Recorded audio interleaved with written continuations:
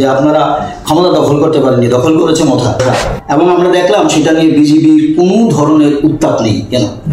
আমরা দেখলাম যে প্রদ্যোৎ ওপেন রাজ্যের মুখ্যমন্ত্রীর সামনে পায়ের উপর পা রেখে কথা বলছেন। মুখ্যমন্ত্রী তার স্বাধীনতা দেখিয়েছেন, সুন্দর বসেছেন, কিন্তু সে সেভাবেই করছেন। মানে সেইটা কি বিজেপিকে একটা স্নায়ুর চাপ বাড়িয়ে দেওয়া? নমস্কার দর্শক বন্ধু, আপনাদের JM24 স্বাগত। আমি অভিজিৎ। এই মুহূর্তে আমাদের আলাপন অনুষ্ঠানে আমাদের সঙ্গে আছেন আমাদের অতিথি, এই রাজ্যের বিধায়ক এবং প্রদেশ বিজেপির সাধারণ সম্পাদক ভগবান দাস। ভগবানবাবু, আপনাকে JM24 স্বাগত। নমস্কার। ভগবানবাবু, বর্তমান পরিস্থিতিতে বিজেপি এই রাজ্যের শাসক দল, তার সঙ্গে আরও দুটি শরিক দল রয়েছে। তা আপনারা সদস্যতা পদ অভিযান শুরু করেছেন সারা রাজ্যব্যাপী। এই সদস্যতা পদ অভিযানে আপনি একজন সৈনিক এবং রাজ্যের ইনচার্জ। এক্ষেত্রে আপনাদের সদস্যতা পদ অভিযান এখন পর্যন্ত কতটা সফল? এখন সদস্যতা অভিযান আমাদের 100 ভাগে আমরা সফল হয়েছি। গত সেপ্টেম্বর মাসের 3 তারিখ থেকে আমাদের ত্রিপুরা রাজ্যে শুরু হয়েছিল। যদিও সেই সময়টাতে আমাদের কিছু কিছু সময় আমাদের প্রতিকূল ছিল, কিছু কিছু সময় আমাদের অনুকূল ছিল। তো সেই প্রতিকূলতার মধ্য দিয়ে আমরা কাজটা শুরু করেছি ত্রিপুরা রাজ্যে। আমরা এই অল্প সময়ের মধ্যে 2 মাসের মধ্যে আমরা প্রায় 9.5 লক্ষ আমাদের যেটা অনলাইন মেম্বারশিপ আমরা করতে সক্ষম হয়েছি, বা ত্রিপুরা রাজ্যের মানুষ আমাদের সদস্যপদ গ্রহণ করেছেন। এবং আমাদের আরেকটা অপশন রয়েছে যেটা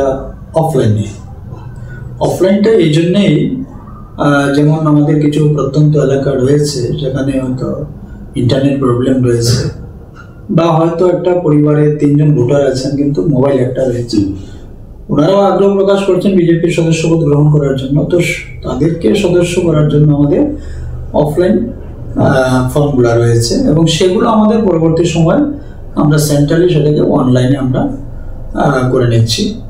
তো অফলাইন অনলাইন মিলিয়ে আমাদের গতকাল পর্যন্ত সেটা 12 লাখের উপরে আমাদের সদস্যপদ এখন পর্যন্ত হয়েছে। তো এটা এখনো আমাদের চলছে। মানে যদি অনেকেই আছেন হয়তো সময় সুযোগের কারণে নিতে পারেননি, আগামী 30 তারিখ পর্যন্ত সেটা নেওয়া সম্ভব হবে। আপনার মূলত টার্গেট কত ছিল? দেখুন, আমাদের কোনো টার্গেট ছিল না যে আমরা ত্রিপুরাতে এই সংখ্যায় আমরা যাবো বা এই আমাদের লক্ষ্যমাত্রা রয়েছে, এমন কোনো টার্গেট ছিল না। আমাদের টার্গেট একটাই ছিল যে ভারতীয় জনতা পার্টিকে ত্রিপুরা প্রদেশে সর্বব্যাপী নিয়ে যাওয়া, মানে রাজ্যের প্রত্যেকটা কোনায় কোনায় আমাদের সেই বিচারধারা, আমাদের যে কেন্দ্র এবং রাজ্য সরকারের উন্নয়ন সেগুলোকে নিয়ে যাওয়া সদস্যতার মাধ্যমে, এবং নতুন নতুন ভোটারদেরকে, পরিবারকে ভারতীয় জনতা পার্টির পরিবারের সঙ্গে যুক্ত করা। তো এই হচ্ছে আমাদের বিষয়, যে সর্বব্যাপী ভারতীয় জনতা পার্টিকে নিয়ে যাওয়া। আর সর্বব্যাপী নিয়ে যাওয়ার সঙ্গে সঙ্গে আমাদের সেটাকে সর্বস্পর্শী করে নেওয়া। সর্বস্পর্শী যেমন আমাদের শ্রমিক, কৃষক, মহিলা, যুবা, জাতি, জনজাতি, বিভিন্ন সমাজ সম্প্রদায় এবং বিভিন্ন শ্রেণীর যারা রয়েছে, তো এই সকলের মধ্যে আমাদের এই বিচারধারাকে নিয়ে যাওয়া, আমাদের যে একাত্ম মনোভাবকে নিয়ে যাওয়া, সেটাই হচ্ছে আমাদের মূল লক্ষ্য। আর সেই সর্বব্যাপী এবং সর্বস্পর্শী করতে গিয়ে আমাদের যে সদস্যতার সংখ্যা, সেই সংখ্যাটা আজকে এসছে। সুতরাং আমাদের কোনো টার্গেট কিছু ছিল না। এখন পর্যন্ত কি আপনাদের কাছে এই স্ট্যাটিস্টিক্স আছে যে আপনারা যে এই 12 লক্ষ সদস্য করেছেন নতুনভাবে, তাদের মধ্যে পুরুষের পার্সেন্টেজ কত, যুবাদের পার্সেন্টেজ কত, মহিলাদের পার্সেন্টেজ কত? আচ্ছা, আমাদের কাছে কিন্তু এই মুহূর্তে সেটা সেগ্রিগেট হয়নি, আমার কাছে আসেনি। এটা অনলাইন হওয়ার সঙ্গে সঙ্গে যেটা আমাদের সরাসরি দিল্লি থেকে সেটাকে মনিটরিং করছে। তো নিশ্চিতভাবে মানে আমাদের যারা বা যে জায়গা থেকে সেটা মনিটরিং হচ্ছে সেখানে রয়েছে, পরবর্তী সময় সেটা আমরা পেয়ে যাব। এই মুহূর্তে আমাদের কাছে যে মণ্ডল ভিত্তিক মানে বিধানসভা ভিত্তিক আমাদের কত সদস্যতা হয়েছে সেইটা আমাদের কাছে রয়েছে, এবং ধীরে ধীরে আমাদের মহিলার সংখ্যা এবং যুবাদের সংখ্যা। তবে আমি এইটুকু বলতে পারি, আমাদের দিল্লি মিটিং হয়েছিল, সেই মিটিংয়ে যেটা রিপোর্ট আমরা দেখেছি, আমাদেরকে যেটা বলা হয়েছে যে ইউথদের মানে যুবাদের যে সদস্যতার যে সংখ্যাটা সেটা সবচাইতে বেশি রয়েছে। যারা কলেজ ইউনিভার্সিটির যারা বিদ্যার্থী রয়েছে মানে সদস্যতার মধ্যে দিয়ে, এটা ভালো দিক, ভালো লক্ষণ আমরা মনে করেছি যে ইউথরা নরেন্দ্র ভাই মোদীজির যে উন্নয়ন বা আমাদের বিকশিত ভারতকে সামনে রেখে এবং আমাদের ত্রিপুরা রাজ্য আমাদের সরকারের যে সফলতা রয়েছে সেই দিকেই মানে অগ্রসর হয়ে বা প্রভাবিত হয়ে উৎসাহিত হয়ে যুবারা ভারতীয় জনতা পার্টির সদস্যপদ অনেকটাই বেশি নিয়েছে। রাজ্যের যেই এসটি সংরক্ষিত আসনগুলি রয়েছে, মূলত পাহাড়ে এখন শাসক দল আপনাদের রাজ্যের যে শরিক দল টিপ্রামথা, কিন্তু পাহাড়ের এই অংশগুলিতে আপনারা সদস্যতা পদ অভিযানে কতটা সফল? পাহাড়ে আমরা যথেষ্ট সফলতা পেয়েছি। সেখানে আমাদের এখানে 20টি জনজাতি সংরক্ষিত আসন রয়েছে, তার মধ্যে আমাদের মানে আশানুরূপ সেখানে আশানুরূপ সফলতা আমরা পেয়েছি সেখানে। হ্যাঁ, 2-1টা বিধানসভাতে আমাদের একটু কম হয়েছে, সেটা অস্বীকার করার মধ্যে কিছুই নেই। কারণ তার যে কারণটা হচ্ছে, আমি যেটা সেই জায়গাতে গেলাম, সেই সমস্ত বিধানসভাতে দেখলাম যে কম হওয়ার পেছনে কারণটা কী ছিল। তো তার একটাই কারণ সেখানে বেরিয়ে এসছে, যেটা হচ্ছে যে আমাদের শহরে বা শহরাঞ্চলে যেইভাবে যে মোবাইল বা যেটা আমাদের মানে সোশ্যাল মিডিয়াতে যেইভাবে অ্যাক্টিভ রয়েছে, পাহাড়ে অনেকটাই কম রয়েছে সেটা। তো এটা একটু কঠিন বিষয় যে অনলাইনে মেম্বারশিপটা অনেকটা অপশন রয়েছে সেখানে, সেগুলোকে ফুলফিল করতে গিয়ে একটু কঠিন বিষয় সেখানে রয়েছে। তো মানে সেই কারণেই কিন্তু পাহাড়ে আমাদের অনেকটা কয়েকটা বিধানসভা কেন্দ্রে অনেকটাই আমাদের একটু কম হয়েছে। কারণ হচ্ছে এটা যে মোবাইল হ্যান্ডেলিংটা বা এই যে সিস্টেমটা, যে অনলাইন মেম্বারশিপ করার যে সিস্টেমটা, সেই সিস্টেমটা তারা বুঝতে পারেনি, সেটাই হচ্ছে মূল বিষয়। আমাদের কাছে যে একটা অভিযোগ রয়েছে যে পাহাড়ের যে 20টি সিট যেগুলি এসটি সংরক্ষিত, তার মধ্যে প্রায় 10-12টি এরকম আসন রয়েছে, যেমন মান্দা, সিমনা, টাকারজলা, অম্পিনগর, এই সমস্ত জায়গাগুলিতে মূলত বিজেপিকে সদস্যতা পদ অভিযান করতে গিয়ে সেখানে ধাক্কা খেতে হচ্ছে। কারণ শাসক দল মথা, অর্থাৎ পাহাড়ের শাসক দল এবং আপনাদের রাজ্যের শরিক দল আপনাদের সঙ্গে, তারা সঠিকভাবে বিজেপিকে সেখানে সদস্যতা পদ অভিযান করতে দেয়নি। না, এমন কোনো কিছু নেই। মানে আপনি যেটা বলেছেন, রাইমাবিলিতে আমাদের ভালো সদস্যপদ হয়েছে। সেখানে আমাদের সিমনাতে 8,000-এর উপরে আমাদের অনলাইন হয়েছে এবং অফলাইনে আমাদের অনেক সদস্যতা হয়েছে। এইভাবে আমাদের মান্দাই বাজারে আমাদের ভালো হয়েছে, আমাদের অম্পিতে ভালো হয়েছে, করবুকে ভালো হয়েছে। এই মানে মোটামুটি এই যে 5-7টা বিধানসভা রয়েছে, ভালোই হয়েছে। কিন্তু যেটা আমি বললাম যে অনলাইনের সংখ্যাটা আমাদের কম হয়েছে, সেখানে কিন্তু অফলাইনে আমাদের যথেষ্ট পরিমাণ হয়েছে। আর দ্বিতীয় বিষয় যেটা হচ্ছে যে মথার, যেটা কোনো কোথাও মথার তেমন কোনো ভারতীয় জনতা পার্টির সদস্যতা অভিযানে কোনো বাধা বিপত্তি বা তাদের কোনো তরফ থেকে কোনো ধরনের কোনো আসেনি। ভারতীয় জনতা পার্টির যথেষ্ট শক্তি রয়েছে এই সমস্ত বিধানসভা কেন্দ্রে। কিন্তু একটাই বিষয় যে ইন্টারনেটের কারণে, দুর্গম এলাকা হওয়ার কারণে অনলাইনটা সেখানে আমাদের কম হয়েছে, অফলাইনে আমাদের যথেষ্ট হয়েছে। সব মিলিয়ে 14-15,000 সদস্যতা আমাদের ওই সমস্ত কেন্দ্র হয়েছে, বিধানসভাতে হয়েছে। সামনেই আসছে পাহাড়ের এডিসি নির্বাচনের ভিলেজ নির্বাচন। এই ভিলেজ নির্বাচনে আপনাদের দলের একজন সাধারণ সম্পাদক এই হিসেবে ভিলেজ নির্বাচনে দলের যে কী ধরনের রেজাল্ট হতে পারে? কারণ সেইখানে গোটা পাহাড়, আমরা দেখছি যে গোটা পাহাড়ই প্রায় প্রদ্যুৎময় নানান কারণে নানান ইস্যুতে, সেটা মানুষ কিন্তু সেদিকে বেশি ঝুঁকছে। এবং তা আমরা সর্বশেষ এডিসি নির্বাচনও দেখতে পেলাম যে আপনারা ক্ষমতা দখল করতে পারেননি, দখল করেছে মথা। এবং সামনেই ভিলেজ কাউন্সিল নির্বাচন, এবং রীতিমতো মথা ইতিমধ্যেই মাঠে নেমে গিয়েছে ভিলেজ কাউন্সিল নির্বাচন নিয়ে। এবং পাশাপাশি প্রদ্যুৎ কিশোর সরাসরি বলছেন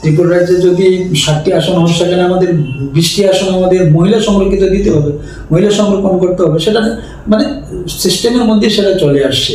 তো সেই দিকটাও বিচারাধীন থাকবে এবং সেটা বিবেচনার মধ্যে থাকবে।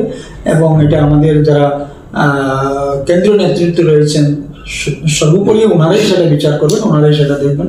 সেই বিষয়ে আমার কোনো কমেন্টস থাকবে না। কিন্তু যুক্তিসঙ্গত যদি বলেন তাহলে আমি এটাই বলবো, দাবি যে কেউ যে কোনো বিষয় রাখতেই পারে, সেখানে কোনো ধরনের কোনো আপত্তি নেই। আমরা সাম্প্রতিককালে দেখেছি রাজ্যের অভিভাবক যিনি মুখ্যমন্ত্রী ডক্টর মানিক সাহা এবং প্রদ্যুৎ কিশোর পাশাপাশি বসেছিলেন। কিন্তু প্রদ্যুৎ কিশোর এটা একবার না, এটা থার্ড টাইম আমরা দেখলাম যে প্রদ্যুৎ ওপেন রাজ্যের মুখ্যমন্ত্রীর সামনে পায়ের উপর পা রেখে কথা বলছেন। মুখ্যমন্ত্রী তার শালীনতা দেখিয়েছেন, সুন্দরভাবে বসেছেন, কিন্তু সে সেভাবেই করছেন। মানে সেইটা কি বিজেপিকে একটা স্নায়ুর চাপ বাড়িয়ে দেওয়া, যে রাজ্যের প্রধান যিনি এবং বিজেপির প্রধান তিনি এবং তার সামনে বসে পায়ের উপরে পা তোলা একটা শরিক নেতা। আলটিমেট প্রদ্যুৎ কিশোর একজন নর্মাল এমডিসি, একজন নর্মাল এমডিসি কিভাবে একজন চিফ মিনিস্টারের সামনে এইভাবে তার বসা, এবং আমরা দেখলাম সেটা নিয়ে বিজেপির কোনো ধরনের উত্তাপ নেই কেন?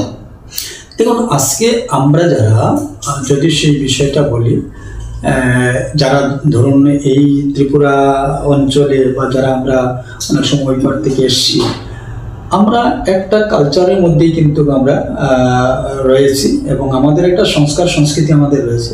কিন্তু আমাদের এর বাইরে যদি যাই, নর্থ ইস্টের বাইরে যদি আমরা কোথাও যাই, বা নর্থ ইস্টেরই বিভিন্ন রাজ্যে রয়েছে, বা হিন্দি বলে যেটা রয়েছে, যেটা আপনি বললেন যে পায়ের উপর পা, এটা কোনো সম্মান অসম্মানের বিষয় আমি মনে করি না। আচ্ছা, এটা অনেকে, যেমন অনেক সময় মহিলারা, আমরা যদি বলি যে মহিলারা পায়ের উপর পা তুলছে, এটা অ্যাকচুয়ালি কি হচ্ছে, এটা সম্মান অসম্মানের বিষয় না, এটা সে এইভাবে বসে। হ্যাঁ, এটা একটা বিষয়, এতে কোনো কিছু আসে যায় না। দ্বিতীয় বিষয় হচ্ছে কিছু কিছু ব্যক্তির কিছু কিছু ধরনের অভ্যাস থাকে, এটা অভ্যাস থাকে। অনেকে এইভাবে বসে, অনেকে এইভাবে বসবে, অনেক একটু মানে তার যে মানে ব্যক্তিগত সেই বিষয়টা কি, আপনি একজন বিধায়ক, আপনি যখন আপনার মুখ্যমন্ত্রীর পাশে বসবেন, সে তো নর্মাল এমডিসি। আমি সেই কারণে বলেছি যে আমাদের এখানে ওই সমস্ত বিষয়গুলো আমরা খুব একটু মানি বা সেটাকে আমরা সম্মান দিই। আমরা এটাকে তাহলে আপনি সেটা বলতে চাইছেন যে প্রদ্যুৎ কিশোরের স্বাধীনতার অভাব? না, সেটা আমি বলবো না। আবার এটা প্রচলন রয়েছে যে যদি আমাদের বাইরে মানে হিন্দি বলারগুলোতে, আমরা যদি সাউথ ইন্ডিয়াতে যাই, আমরা যদি নর্থ ইন্ডিয়াতে ওইদিকে যদি দেখি, তাহলে এটা কিন্তু খুব একটা বেশি না। তবে অনেক সময় আমরা করি কি, যারা আমাদের যারা রেসপেক্টেড, ওনাদের সামনে হয়তো আমরা একটু সোজা হয়ে বসি বা একটু সোজা হয়ে দাঁড়িয়ে কথা বলি। এটা একটা মানে সিস্টেম বা এটা একটা সংস্কারের মধ্যে সেটা পড়ে।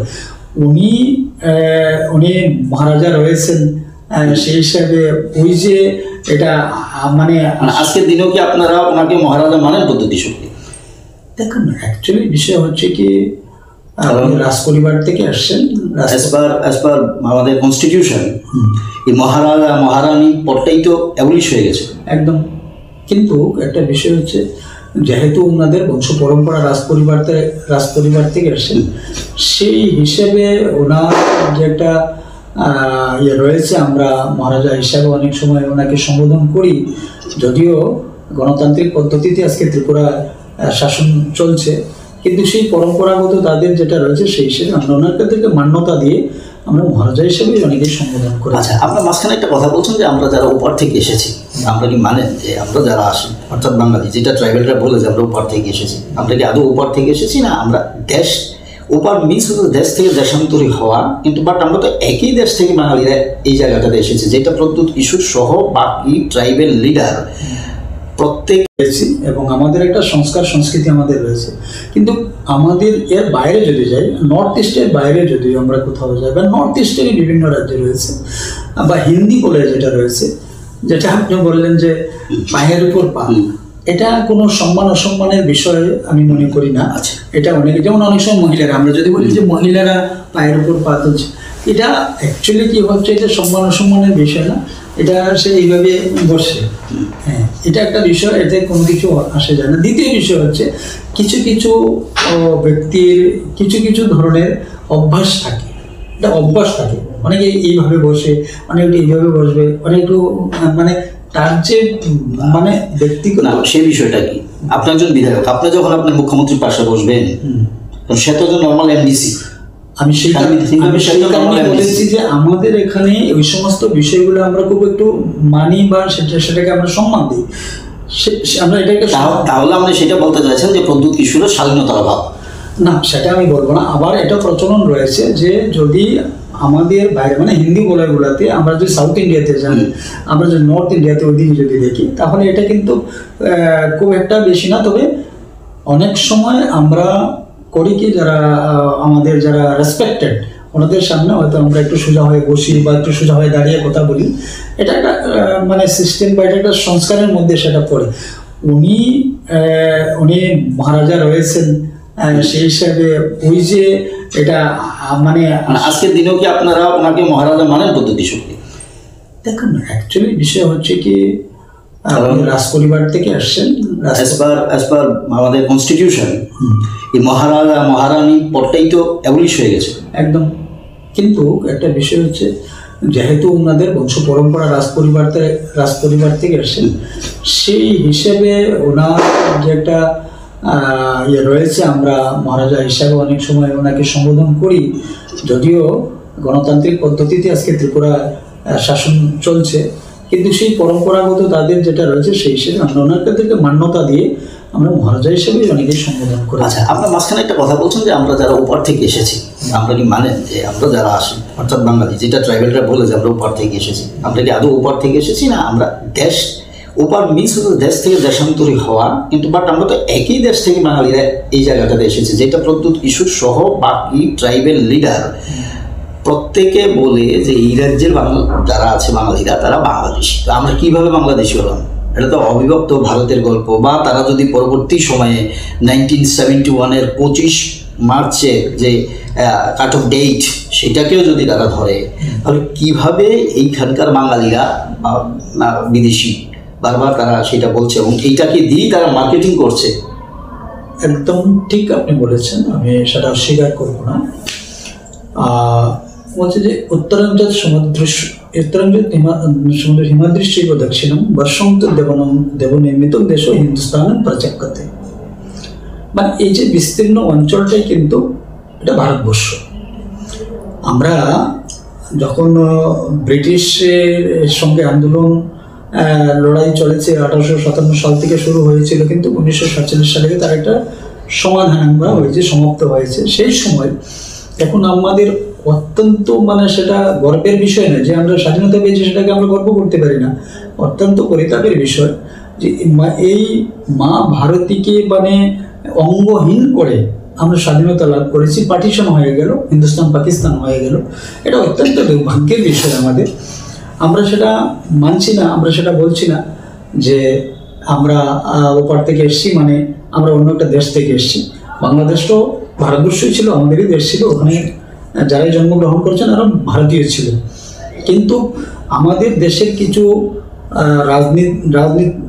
রাজনৈতিক দলের বা রাজনৈতিক নেতৃত্বদের ভুল রাজনীতির কারণে আজকে দেশটা পার্টিশন হয়ে গেল, হিন্দুস্তান পাকিস্তান হয়ে গেল। পরবর্তী সময় আবার সেই পাকিস্তানটা দ্বিখণ্ডিত হয়ে গেল, সেটা বাংলাদেশ নামে একটা দেশ তৈরি হয়ে গেল।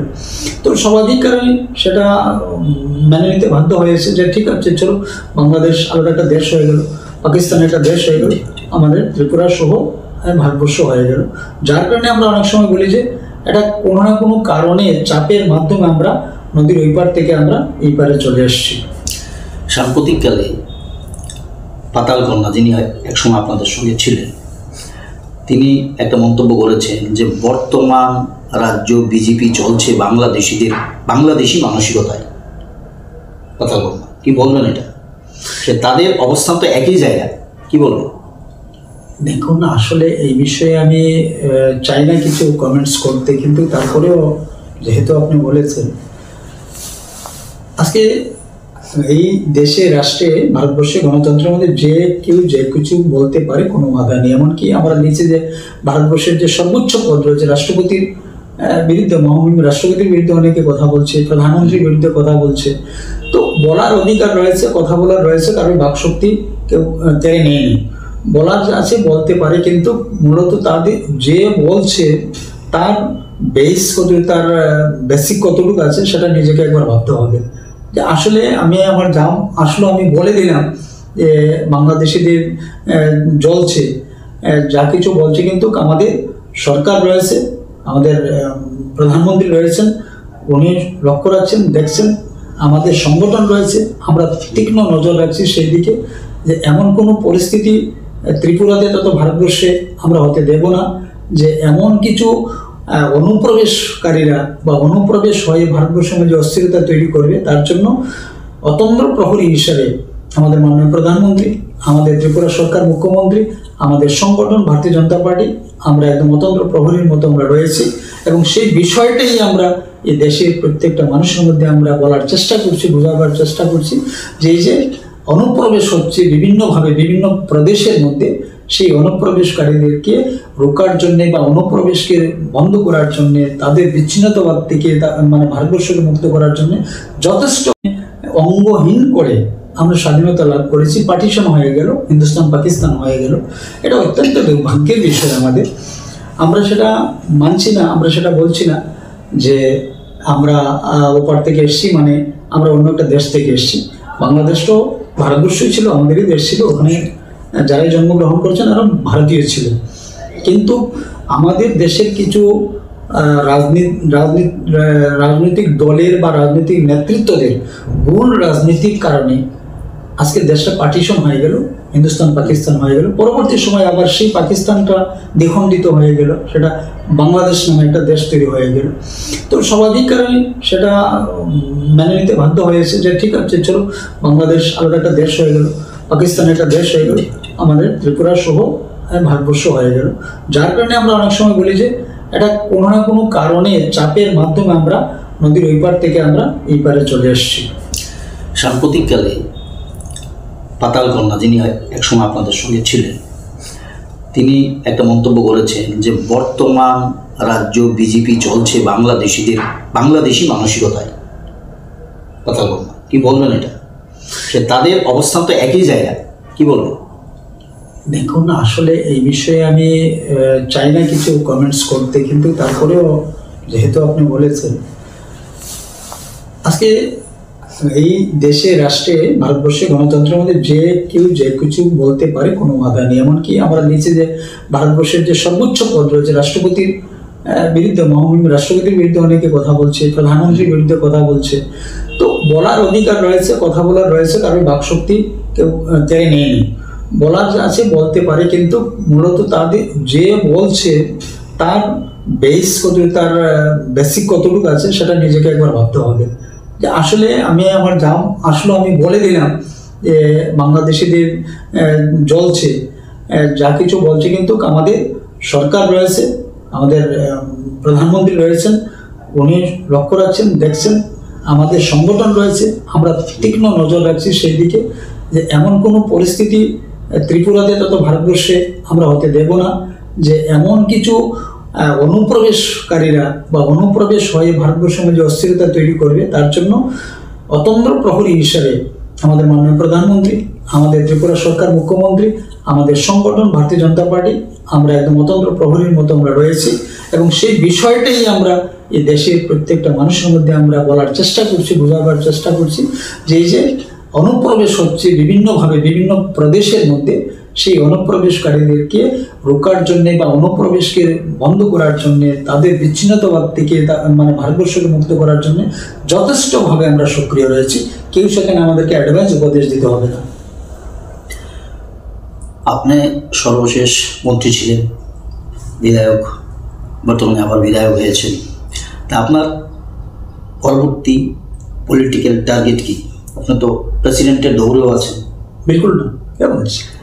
যাই হোক, এটা আমাদের কাছে যে খবর অনুযায়ী যে আপনার প্রেসিডেন্টের দৌড়েও আছেন। যাই হোক, আপনার নেক্সট টার্গেটটা কি? এখন তো ভারতীয় জনতা পার্টি আমাকে অনেক কিছু দিয়েছে, আমার দল আমাকে অনেক কিছু দিয়েছে, আমি অনেক কিছু পেয়েছি। আমার মতো একজন সামান্য ব্যক্তি, আমি 1993 সালে 1993-তে 1 জানুয়ারিতে আমি ভারতীয় জনতা পার্টির সদস্যপদ গ্রহণ করি। আর সেই দিন থেকে লাগাতার আমি কাজ করে এসেছি এবং অনেক দায়িত্ব আমি পালন করেছি। 4-5টা দায়িত্ব একসঙ্গে আমার উপরে ছিল, আমি সেগুলো পালন করে এসেছি। তো তার পরবর্তী সময় আমি বিধায়ক হয়েছি, মন্ত্রী হয়েছি, আবার বিধায়ক হয়েছি, আজকে পার্টি জেনারেল সেক্রেটারি হয়েছি। এর থেকে বেশি পাওনা আমার আর কিছু নেই, আমার কোনো আশা নেই ভারতীয় জনতা পার্টির কাছে, কারণ দল আমাকে যথেষ্ট পরিমাণ দিয়েছে, যথেষ্ট কিছু আমি পেয়েছি। এর থেকে বেশি উচ্চাকাঙ্ক্ষা আমার নেই। আজকে আপনারা যদি শুনে থাকেন, জেনে থাকেন, সেটা আলাদা বিষয়, কিন্তু যখন যেইভাবে দল আমাকে জিম্মেদারি দিয়েছে, আমি চেষ্টা করেছি সেই জিম্মেদারি আমি আমার মানে নিষ্ঠা এবং সততা নিয়ে এবং বিচারধারার মধ্যে থেকে সেগুলোকে পালন করা আমি করে এসেছি, চেষ্টা করেছি আমি। তো আজকেও আমি জেনারেল সেক্রেটারি রয়েছি, মানে পার্টির মহামন্ত্রী রয়েছি ত্রিপুরা প্রদেশে। আমি চেষ্টা করছি আমার সেই দায়িত্বকে সঠিকভাবে পালন করার জন্য, আমার জিম্মেদারি পালন করার জন্য। এটাই হচ্ছে আমার মূল বিষয়। কিন্তু কখনো কোনো বিষয়ে দলের কাছে আমাকে চাইতে হয়নি। আমি মন্ত্রী হয়েছি, আমি চাইনি। আমি বিধায়ক হয়েছি, আমি টিকিট চাইনি বলে আমাকে টিকিট দিন, আমি কাউকে বলিনি। দল আমাকে দিয়েছে, বাস আমি সেখানে কম্পিটিশনে গিয়েছি, আমি জিতেছি। 4বার দাঁড়িয়েছি, 2বার হেরেছি, 2বার আমি জিতেছি, 4বারই দল আমাকে এইভাবে দিয়েছে, আমাকে চাইতে হয়নি। তো আমি দলের কাছে চাওয়ার মতো আমার আর কিছু নেই। আমি যথেষ্ট পরিমাণ পেয়েছি, তাতেই আমি যথেষ্ট সন্তুষ্ট হয়েছি। আপনি যখন মন্ত্রী ছিলেন বা প্রথম 2018-তে আসার পর আপনি একজন মুখ্যমন্ত্রী পেয়েছিলেন, তিনি বিপ্লব কুমার দেব, আর বর্তমানে আছেন মানিক সাহা, ডক্টর মানিক সাহা। এই বিপ্লব কুমার দেব এবং ডক্টর মানিক সাহা, তাদের মধ্যে আপনার চোখে সেরা মুখ্যমন্ত্রীকে? এখন মুখ্যমন্ত্রী হয়। সেরা মুখ্যমন্ত্রী আমি সেটা বলবো না। মাননীয় আমাদের যিনি 2018 সালে যিনি মুখ্যমন্ত্রী হয়েছিলেন, শ্রদ্ধেয় বিপ্লব কুমার দেব মহোদয়, ওনার যথেষ্ট দূরদর্শিতা ছিল, পারদর্শিতা ছিল। আজকের যিনি মুখ্যমন্ত্রী রয়েছেন আমাদের প্রফেসর ডক্টর মানিক সাহাজি, ওনার মধ্যেও যথেষ্ট দক্ষতা রয়েছে এবং ওনার দূরদর্শিতা রয়েছে, পারদর্শিতা রয়েছে। কারণ ত্রিপুরার উন্নয়ন হচ্ছে, উনিও ত্রিপুরার অনেকটা উন্নয়নের এগিয়ে নিয়ে গিয়েছিলেন। আজকের যিনি মুখ্যমন্ত্রী রয়েছেন উনিও উন্নয়নের পক্ষে কাজ করে যাচ্ছেন। তো অতএব মানে আমাদের দুজন মুখ্যমন্ত্রী আমরা পেয়েছি 6 বছর বা 6.5 বছরে, দুজন মুখ্যমন্ত্রী আমাদের বেস্ট মুখ্যমন্ত্রী রয়েছেন। আচ্ছা, বিগত বছরখানেক আগে আপনার ছেলের বিরুদ্ধে একটা সংক্রান্ত অভিযোগ উঠে এসেছিল। তো এই অভিযোগটা কি আসলে সত্যি, নাকি রাজনৈতিকভাবে আপনার বিরুদ্ধে কোনো ষড়যন্ত্রের স্ক্রিপ্ট রচনা করা হয়েছিল? এগুলো আমাকে বলার প্রয়োজন নেই, সেগুলার প্রমাণ আপনারা পেয়ে গিয়েছেন, আপনারা সবাই জানেন, ত্রিপুরাবাসী জানে। এটা সম্পূর্ণভাবে একটা ষড়যন্ত্র, একটা চক্রান্ত আমার পেছনে হয়েছিল। কারণ এটা তো সবাই বুঝে গিয়েছেন যে শেষ পর্যন্ত সেটা কি হয়েছে বা আসলে সত্যি, নাকি রাজনৈতিকভাবে আপনার বিরুদ্ধে কোনো ষড়যন্ত্রের স্ক্রিপ্ট রচনা করা হয়েছিল? এগুলো আমাকে বলার প্রয়োজন নেই, সেগুলার প্রমাণ আপনারা পেয়ে গিয়েছেন, আপনারা সবাই জানেন, ত্রিপুরাবাসী জানে। এটা সম্পূর্ণভাবে একটা ষড়যন্ত্র, একটা চক্রান্ত আমার পেছনে হয়েছিল।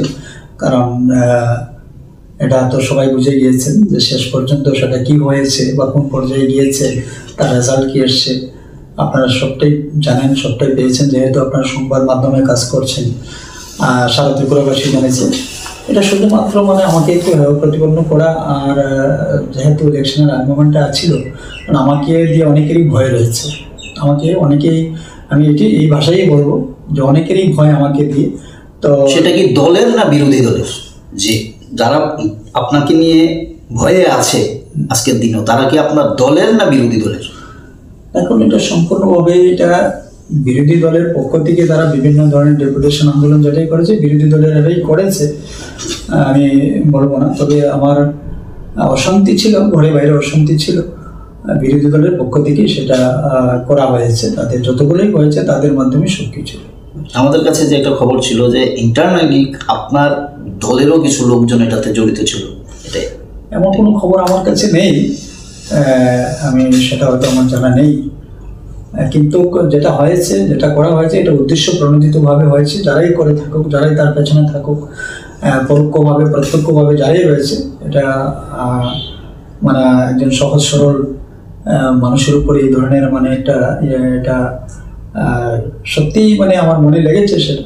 তো যারাই করেছে সেটা ঠিক করেনি, আর সেটা ভয়ের থেকেই করেছে। কারণ এটা নিশ্চিতভাবে আমি বলতে পারি যে আমাদের প্রচণ্ড ভয়। কারণ আমি 2023-এর বিধানসভা নির্বাচনে আপনারাও দেখেছেন যে বিরোধী পার্টি যারা জোট হয়ে লড়েছিল যে সারা ত্রিপুরা বিজেপি যেহেতু তাদের কোনো আপত্তি নেই, কিন্তু পাবিয়াচড়া বিজেপিকে হারাতে হবে, ভগবান দাসকে হারাতে, বিজেপিকে হারাতে না ভগবান দাসকে হারাতে হবে। অনেক চেষ্টাই ওদের কোনো চেষ্টার কোনো ত্রুটি রাখে, কিন্তু তারা বিফল হয়েছে আর আগামী দিনও বিফল হবে। ভগবানবাবু, আজকে আমাদের এই অনুষ্ঠান এখানেই আমরা শেষ করব। আপনারা শুনলেন এই রাজ্যের পাবিয়াছড়া কেন্দ্রের বিজেপির বিধায়ক এবং প্রদেশ বিজেপির সাধারণ সম্পাদক ভগবান দাসের বক্তব্য, এবং বিশেষভাবে তিনি এই মুহূর্তে আছেন বিজেপির সদস্যতা পদ অভিযানের ইনচার্জ। ওনার বক্তব্য অনুযায়ী এই মুহূর্তে তারা টার্গেট পয়েন্টকে স্পর্শ করেছে, পাশাপাশি এখন তাদের যে দৌড় সদস্যতা পদ অভিযানের টার্গেটকে ছেড়ে তারা আরও বেরিয়ে গিয়েছে। গ্রাম, শহর, পাহাড়, সমতল সব জায়গাতেই তারা সমানভাবে সদস্যতা পদ অভিযানে তারা সফল। এই ক্ষেত্রে অবশ্যই তার দলের কর্মী বা নেতৃত্ব এই সফলতার জন্য অবশ্যই ইনচার্জ এবং তার যিনি লিডার থাকেন অর্থাৎ ভগবান দাসকে অবশ্যই তারা কৃতিত্ব দেবেন। আমরা আগামী দিনে দেখব যে এই সদস্যতা পদ অভিযানের পর বিজেপি সাংগঠনিকভাবে আরও কতটা শক্তিশালী হয়েছে এবং গোটা রাজ্যব্যাপী। নমস্কার, এই মুহূর্তে আমরা শেষ করছি আমাদের এই আহ্বান অনুষ্ঠান।